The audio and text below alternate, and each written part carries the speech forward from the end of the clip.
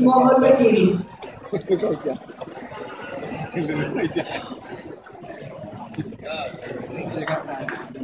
Presiden Republik Indonesia beserta Ibu Hadiri Jokowi memasuki ruang rapat paripurna.